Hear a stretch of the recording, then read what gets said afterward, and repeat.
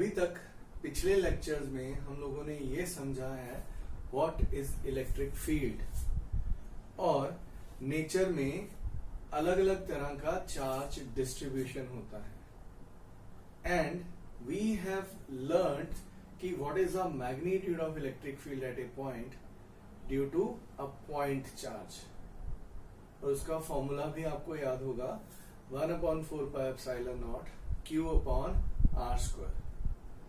Now we will start our discussion on electric field due to a dipole at a point.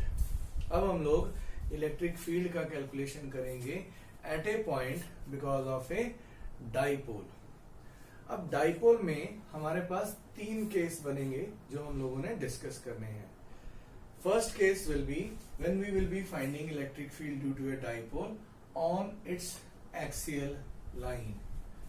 दूसरे case में हम equatorial line पे calculations करेंगे और third case will be at any general point. Right? So let us quickly start with our discussion on electric field due to a dipole at any point on its axial line. Now what we have done, we have considered a dipole whose length is AB. Now this AB is equivalent to 2L. Point A पे you can see a negative charge is placed and point B पे positive charge is placed. और ये जो दो charges हैं ये मिलके dipole बनाएंगे और इनके बीच का डिस्टेंस कितना है 2L. Now this O is the mid point of the dipole. O जो है वो इस डाइपोल का मिड पॉइंट है. जब हम लोग एक्सियल लाइन की बात करते हैं तो इन दो चार्जेस को आपस में ज्वाइन करिए थ्रू इट्स सेंटर, माने थ्रू द पॉइंट O. और कहीं भी आप एक लाइन बनाइए, उस लाइन का कोई भी पॉइंट जो है वो एक्सियल पॉइंट होगा. तो हम लोग जब इस डाइपोल की वजह से on the axial line field calculate करेंगे, so the point could be anywhere along the line joining these two charges through the center. So what I have done, I have considered this point P. ये point P consider करा है जहां पे एक unit positive charge रखा है जिस जगह पे हम लोग इन दोनों की वजह से फील्ड की कैलकुलेशन करेंगे. राइट? तो इसमें पॉइंट P की जो लोकेशन है वो मैंने मानी है that from the centre it is at a distance r. Now you cannot say कि पॉइंट P का B से r डिस्टेंस ले लें या पॉइंट P का A से r डिस्टेंस ले लें because it will be not genuine. तो हम लोगों ने बैलेंस बनाने के लिए P का जो ऑब्जर्वेशन पॉइंट लिया है वो सेंटर O से लिया है that is at r distance. Right? तो शुरू करते हैं. सो फर्स्ट पॉइंट P पे हम लोग इस नेगेटिव चार्ज की वजह से इलेक्ट्रिक फील्ड निकालेंगे. तो उसको हम लोगों ने लिख लिया E1 वेक्टर और उसका जो मैग्नीट्यूड होगा that will B K Q upon A P square. यहां पे मैंने सिर्फ मैग्नीट्यूड की बात करी है और अगर मैं डायरेक्शन का जिक्र करूंगा so the direction will be along. Now this negative charge will be attracting this positive charge. So net जो फील्ड बनेगा वो इस डायरेक्शन में बनेगा. तो ये वाली जो डायरेक्शन है this will be written as along PA. Similarly at point P due to positive charge इस लोकेशन पे इस चार्ज की वजह से इलेक्ट्रिक फील्ड कितना होगा. तो that will B K, first I am writing magnitude part, Q upon, अब इन दोनों पॉइंट्स के बीच का जो डिस्टेंस है that is BP square and the direction will be along. ये प्लस है और ये भी प्लस है तो ये वाला प्लस इसको रिपेल करेगा and the direction will be along this side. So this is E2 vector. So I'll be writing this direction as along BP. Now you can call this as equation number 1 and this as equation number 2। अब location P पे जो net electric field है that will be calculated by the vector addition of field due to charge at A and field due to charge at B। तो दोनों का vector addition हम लोग करेंगे। और अब जब वेक्टर एडिशन करना है so we have to find out कि कौन स्ट्रॉन्गर है कौन वीकर है। तो देखो अगर आप लोग इस पार्ट को देखोगे तो दोनों में के क्यू सेम है, बट फील्ड जब है वो डिस्टेंस के इनवर्सली वेरी कर रहा है। तो electric field because of this charge is inversely proportional to this distance का स्क्वायर, और ये डिस्टेंस बड़ा है तो AP इज बिगर, और इस चार्ज की वजह से inversely proportional to this distance, तो ये वाला जो डिस्टेंस है ये छोटा है। So since electric field is inversely proportional to distance, तो जहां डिस्टेंस कम होगा वो इलेक्ट्रिक फील्ड ज्यादा होगा, जहां डिस्टेंस ज्यादा होगा उसकी वजह से इलेक्ट्रिक फील्ड कम होगा। So because of these two जो नेट फील्ड इंटेंसिटी होगी उसका जो मैग्नीट्यूड होगा that will be calculated bye E2 minus E1। Why I'm writing like this? Because E2 जो है it is greater than E1। दोबारा से देखिए दोनों में न्यूमरेटर में K और Q है सेम है, but electric field inversely proportional है डिस्टेंस की। AP बड़ा है तो इलेक्ट्रिक फील्ड कम होगा, BP छोटा है तो इलेक्ट्रिक फील्ड ज्यादा होगा। तो E1 और E2 का जब वेक्टर एडिशन करेंगे तो जो बड़ा है उसमें से छोटे को माइनस कर देंगे। तो यहां पे E2 का मैग्नीट्यूड कितना है K Q upon BP। Now what is the magnitude of BP? R minus L। तो here I will be writing R minus L whole square minus E1 is how much? K Q upon AP square. Now what is AP? R plus L whole square. So now in this two values I'll be taking KQ common, and the LCM of these two quantities will be like this: R square minus L square whole square, और यहां पे ऊपर आएगा R plus L whole square minus R minus L whole square, right? अब इसको जब आप expand करके सॉल्व करेंगे so this will be coming as equal to, it is very easy, you can do it on your own। तो ये जो value निकल के आएगी this will be 4RL upon R square minus L square whole square, right. अब थोड़ा सा उसको मैथमेटिकली हम और सिंप्लीफाई करते हैं। K को तो हम ऐसे ही लिख देंगे upon R square minus L square को भी ऐसे ही लिख देंगे उसके होल स्क्वायर को, and then 2 I will be taking out of that 4।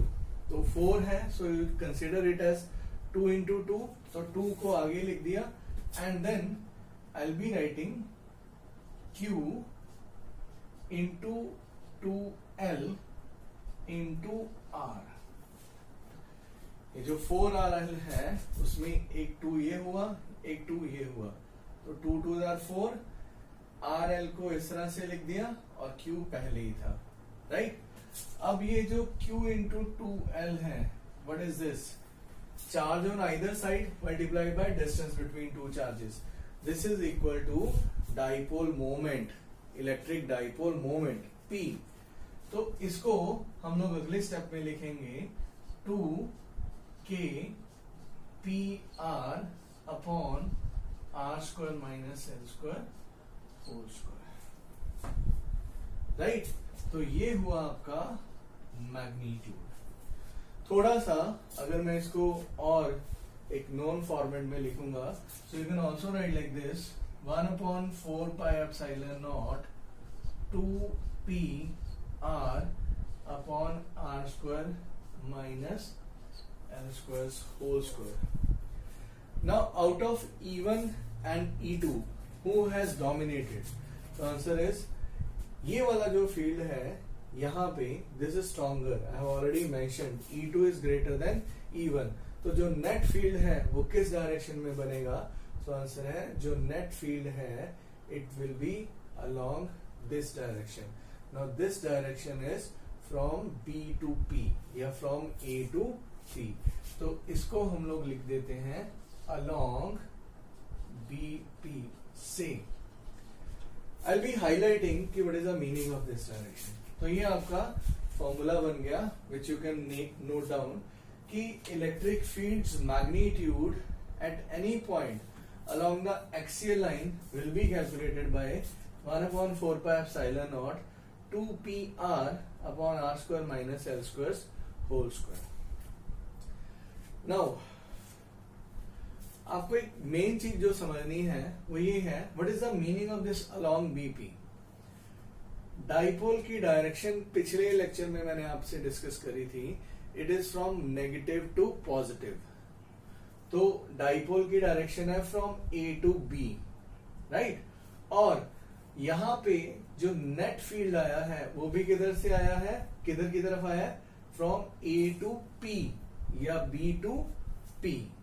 That means कि जो नेट फील्ड बना है at this location because of this dipole, दोबारा से जो नेट फील्ड बना है at this location because of this dipole, उसकी डायरेक्शन जो है it is along the direction of dipole moment. Very important point जो आपको याद रखना है. Net electric field at any point because of a dipole along its axial line, the direction is along the direction of dipole moment. जिस direction में dipole moment की direction है उधर ही इलेक्ट्रिक फील्ड बनेगा. और मैग्नीट्यूड कितना निकलेगा? 1/4 pi epsilon naught 2pr या 2rp upon r square minus l square whole square, right. तो ये फॉर्मूला आप लोगों ने याद रखना है. This is the formula. This is the general formula. Now, in this, we will be talking about a special case.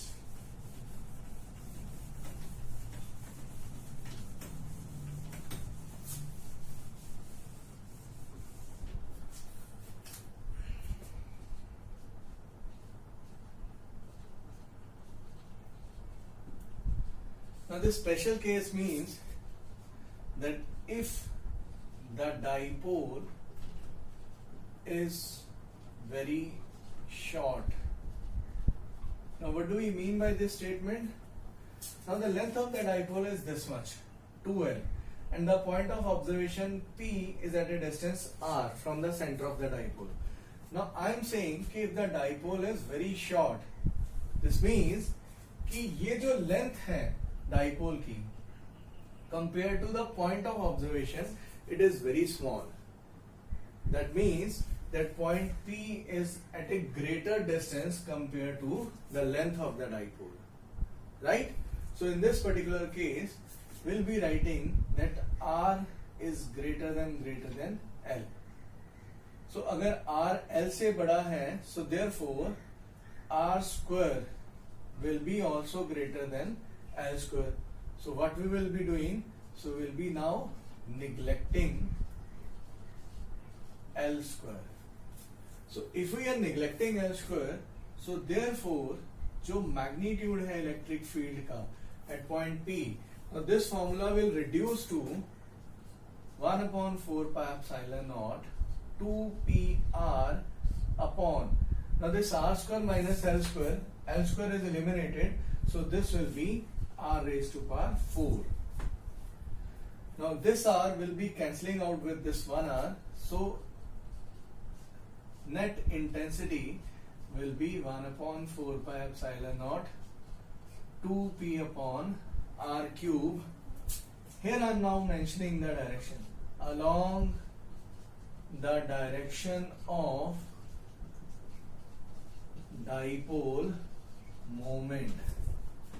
Along the direction of dipole moment. You can also write like this: E vector equals 1/4 4 pi epsilon naught 2p vector upon r cube.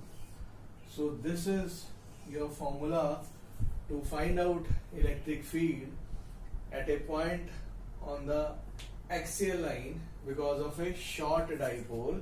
E vector equal 1 upon 4 pi epsilon naught 2p vector upon r cube. What is this p vector? Dipole moment. And what is this E vector? Electric field strength or electric field intensity. Now whatever direction is of dipole moment, electric field is along the same direction in case of axial line configuration, right? So this is an important discussion. I'll request you to note down all the things, and then in the next part of the discussion we'll be talking about field intensity at point on the equatorial line, right?